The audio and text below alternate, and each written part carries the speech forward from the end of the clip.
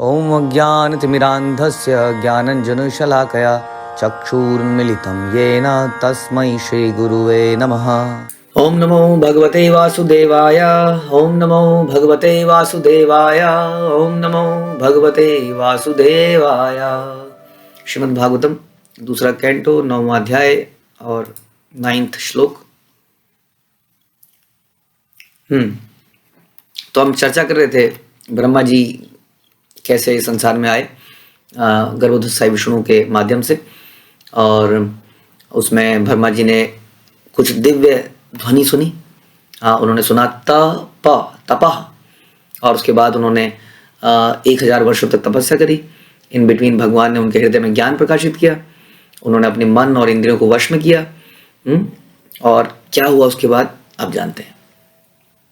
तस्मै स्वलोकम भगवान स्वभाजितः संदर्शयामास परम न यत्परम व्यपेत संक्लेशा विमोह साध्वसम स्वादृष्टवद्भि पुरुषै अभिष्टुतम। श्री भगवान ने ब्रह्मा जी की तपस्या से अत्यधिक प्रसन्न होकर उन्हें समस्त लोकों में श्रेष्ठ अपने निजी धाम वैकुंठ लोक को दिखलाया। तो समस्त तपस्याओं का फल में क्या मिल सकता है? हमें क्या मिल सकता है? भगवान का वो परम धाम, जहाँ पर क्या नहीं है, जहाँ पे गम भी नहीं है, आंसू भी नहीं है, जहाँ पे द्वेष नहीं है, हाँ, जहाँ पे ईर्ष्या नहीं है, जहाँ पे पॉलिटिक्स नहीं है। ऐसा जगह चाहिए आपको। Not possible in this world. कई बार आदमी एक जगह से फ्रस्ट्रेट होकर दूसरी जगह में जाता है।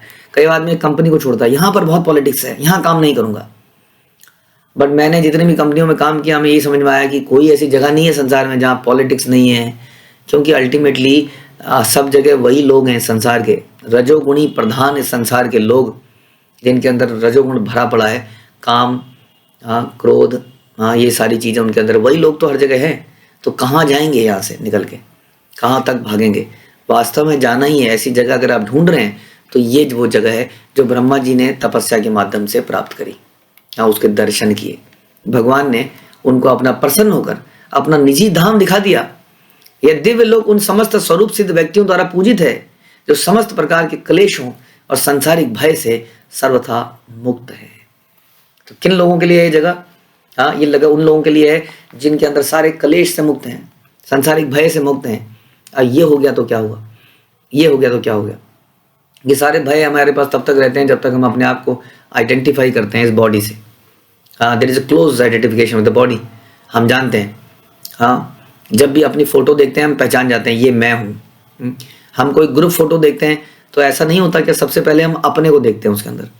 कोई भी फोटो है तो हम we want to see ourselves, है ना। हम देखते हैं मैं कैसे लग रहा हूँ, उसमें जूम करते हैं कई बार फोटो में, अपनी शक्ल को देखते हैं, फिर जूम आउट कर देते हैं, जूम इन जूम आउट, केवल अपने को देखने के लिए।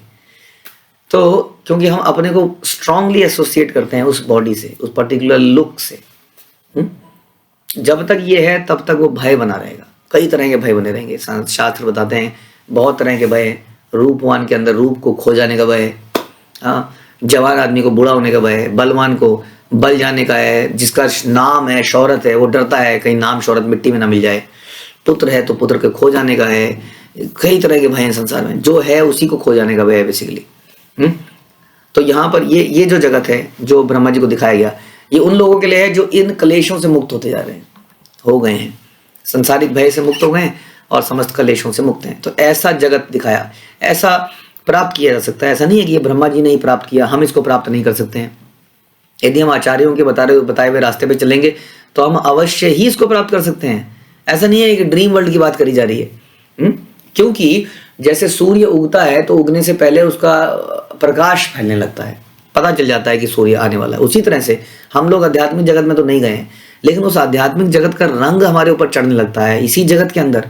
इसीलिए हमारे विचार, रहने के तरीके, सोचने के तरीके ऐसे लगते हैं कि लगता है हम किसी दूसरे प्लेनेट्स के हैं। कई बार हमें लोग देख के कहते हैं कि तुम कैसा जीवन जी रहे हो, लगता नहीं कि तुम इस संसार के हो।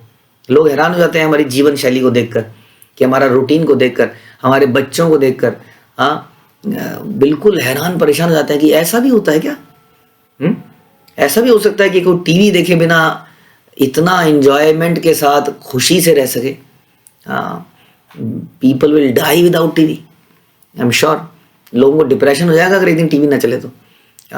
तो कहने का मतलब है कि उस स्पिरिचुअल जगत में जाया जा सकता है। ऐसा हम अपने जीवन में होने वाले परिवर्तन से देख सकते हैं कि उसका इम्पैक्ट, उसका रस अभी से हमें मिलने लगता है while we are in this material world.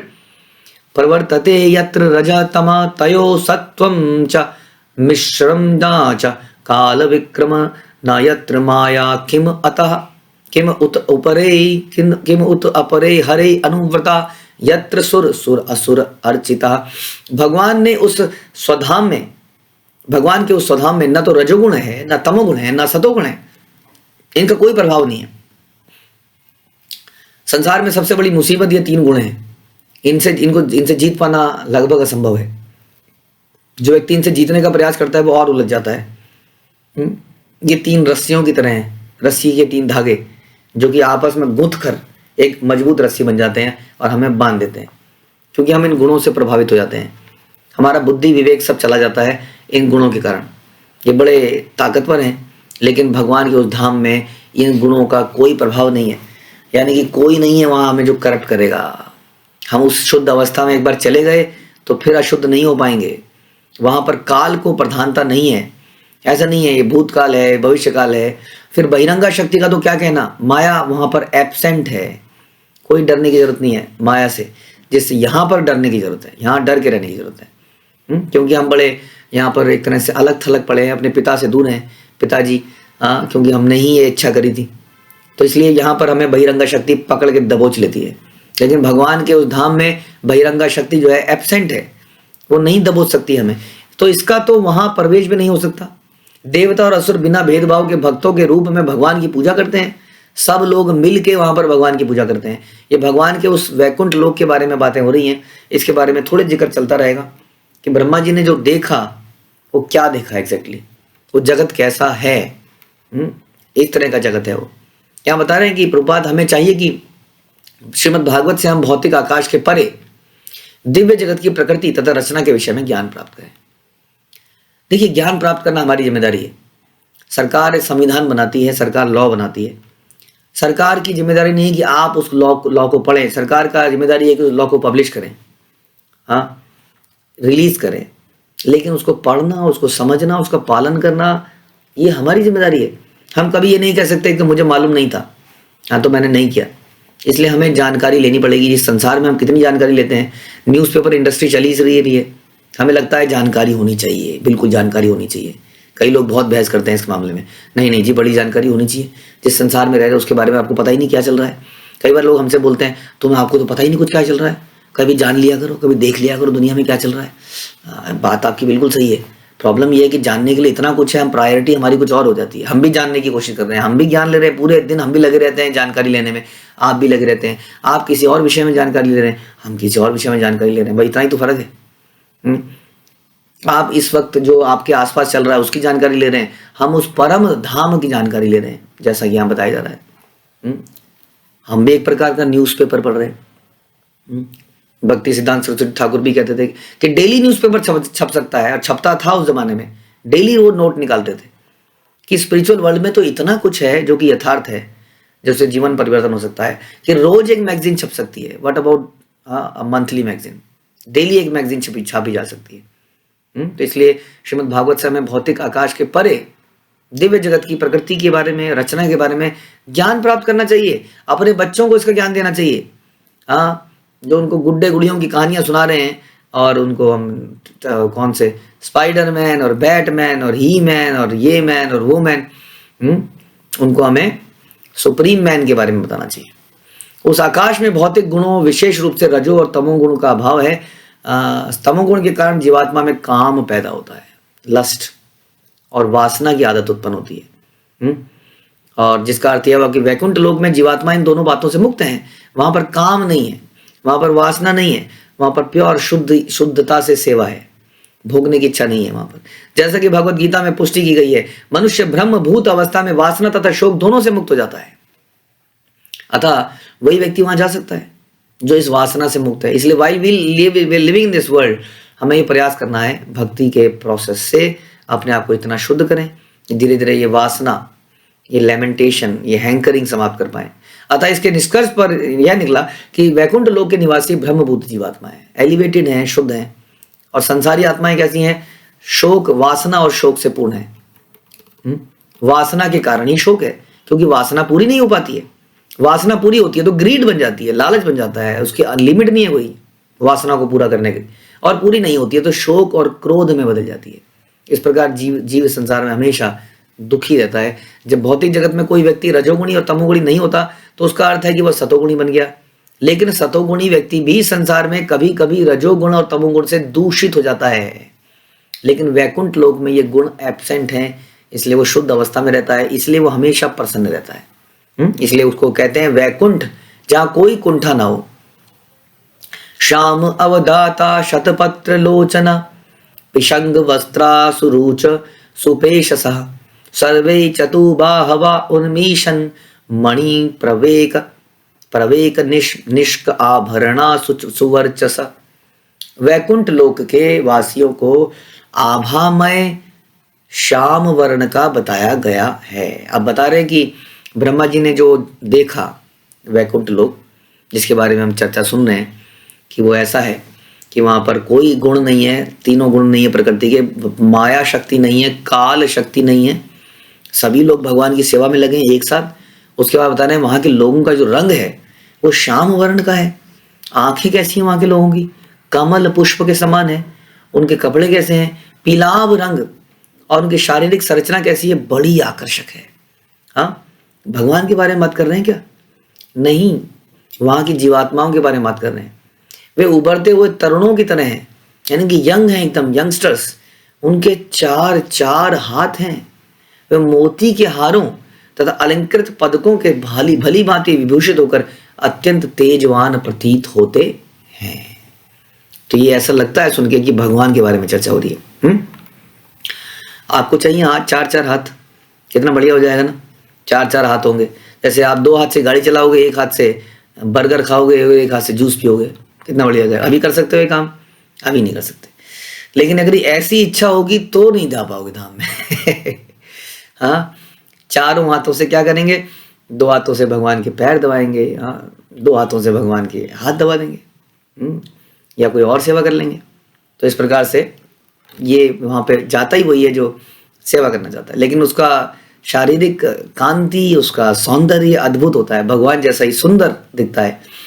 सारूप्य मुक्ति जिसको कहते हैं, भगवान जैसी रंग रूप, भगवान जैसा लोक, भगवान जैसा ऐश्वर्य, ये सब प्राप्त हो जाता है। प्रवाल वैदूर्य मृणाल वर्चसा,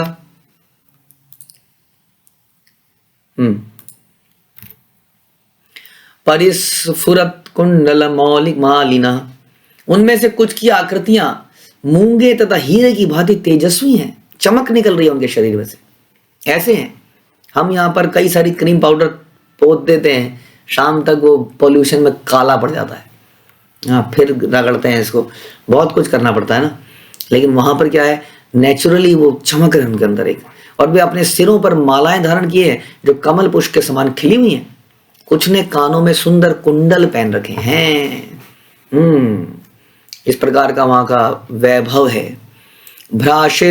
भ्राशिशुणि यह परितः विराजते लसत विमान अविलभि महा आत्मनाम विद्योतमान प्रमद उत्तम अद्युभी स विद्युता अभ्रावलि भी यथा नभः। सारे वैकुंठ लोक विभिन्न चमचमाते विमानों से घिरे हैं। अब बता रहे वहां पर क्या देखा कि आसमान में चमचमाते विमान है। हाँ, चारों तरफ। हम प्रसन्न होते हैं कि हमने देखिए जी साइंटिस्ट ने क्या करके दिखाया, विमान बनाए। वास्तव में हमने जो विमान बनाया, आप ध्यान से देखोगे हेलीकॉप्टर को, विमान को, आपको कई बार कई पक्षियों की आकृति दिखेगी। आपने देखा है एक ऐसा टिड्डा सा कीड़ा जो बिल्कुल हेलीकॉप्टर जैसा होता है। यानी कि हेलीकॉप्टर को देख के भगवान ने नकल मार के उस टिड्डे को बना लिया, ऐसा। या हमने उस टिड्डे को देखकर हेलीकॉप्टर बना लिया। तो वास्तव में हमने जो भी इन्वेंशन करी वो इस प्रकृति के किसी वस्तु से इंस्पायर होकर ही करी। और वैकुंठ जगत में तो ये साक्षात विमान भी हैं। वहां पर उस विमान के ऊपर उसमें पेट्रोलियम नहीं डालना पड़ता है। वो इच्छा शक्ति से चलते हैं।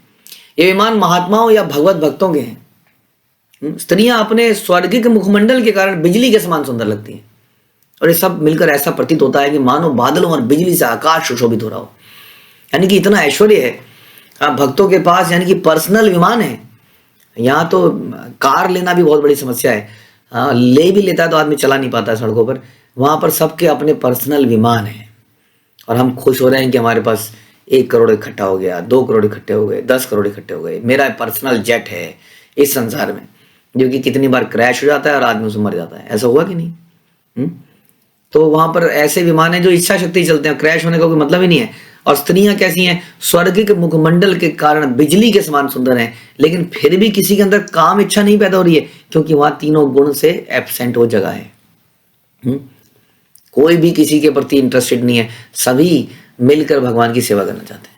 बस एक ही मात्र कार्य है।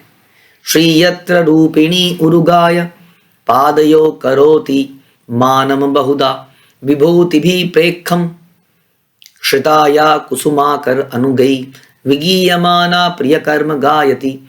दिव्य रूपधारी लक्ष्मी जी भगवान के चरण कमलों की पूर्ण प्रेम पूर्ण सेवा में लगी हुई है। अब ये लक्ष्मी जी भगवान के चरण द्वारी है, ये तो सब लोगों ने देखा है, बचपन से ये पोस्टर हम सबने देखा है। लक्ष्मी जी भगवान को पैर द्वारी है, और सभी लोग लक्ष्मी जी को लक्ष्मी जी लक्ष्मी जी लक्ष्मी जी लक्ष्मी जी। हाँ, लक्ष्मी आए, घर में आए, किसी प्रकार आए, दिवाली के दिन आए, किसी भी दिन आए, सभी लोग उसकी सेवा करने के लिए मतलब प्रेरित हैं।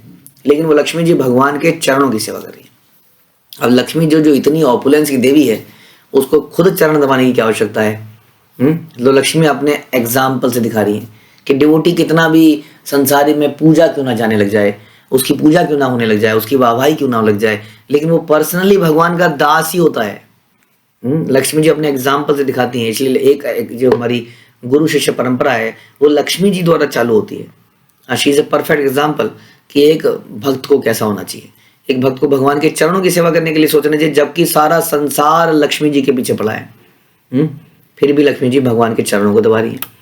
और वसंत के अनुचर भौरों के द्वारा विचलित होकर वे न केवल विविध विलास अपनी सहेलियों सहित भगवान की सेवा में तत्पर हैं, अपितु तो भगवान की लीलाओं का गुणगान भी कर रही हैं। भगवान का गुणगान हमेशा वहां चलता रहता है, क्योंकि जिस व्यक्ति से प्रेम होता है ना, उसके बारे में हम चर्चा करना चाहते हैं।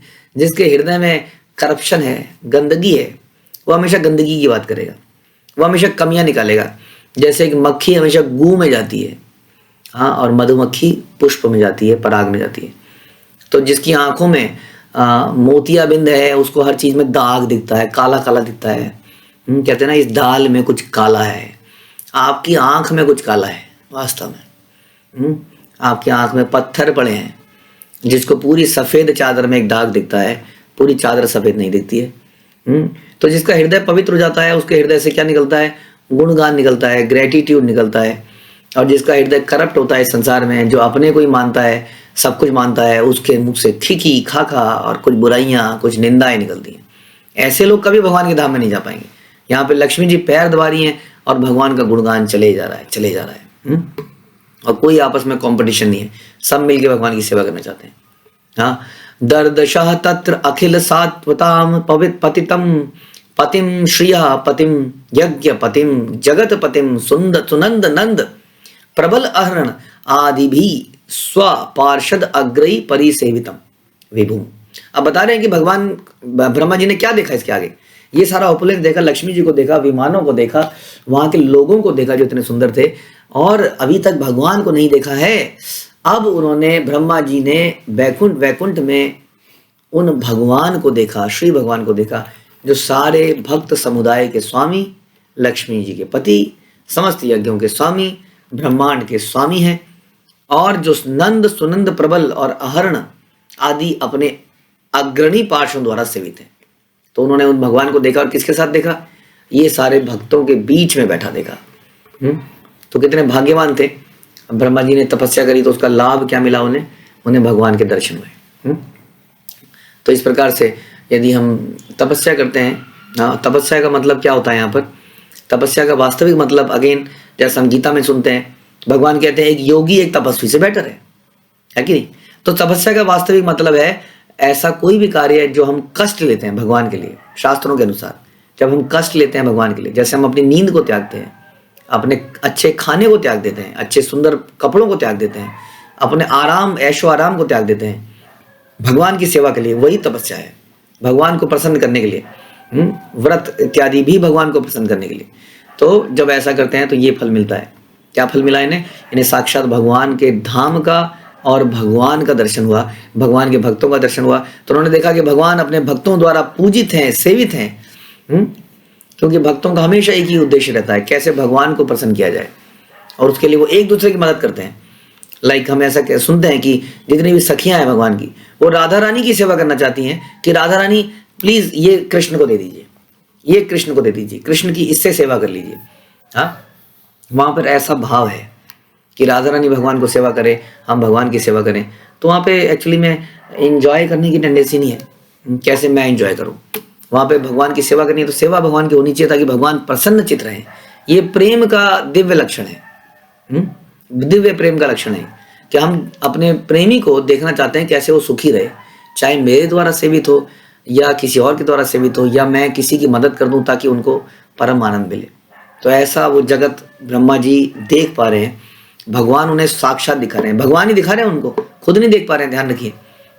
इसलिए भक्ति सिद्धांत सरस्वती ठाकुर कहते थे कि ऐसा जीवन जिए हम कि भगवान हमें देखते हुए आ जाएं, क्योंकि हम तो भगवान को देखने जाएंगे तो देख नहीं पाएंगे, लेकिन यदि भगवान जाएंगे तो अभी हो पाएगा। तो अपना जीवन हम ऐसे जिए, ऐसी तपस्या करें, यानी कि ऐसी सेवाएं करें, ऐसा जप करें, ऐसी साधना करें कि भगवान प्रसन्न होकर हमें भी अपने धाम में अपने दर्शन कराएं और हमारा जीवन सफल हो जाए। हरे कृष्णा। श्रील प्रभुपाद की जय। ग्रंथराज श्रीमद् भागवतम की जय।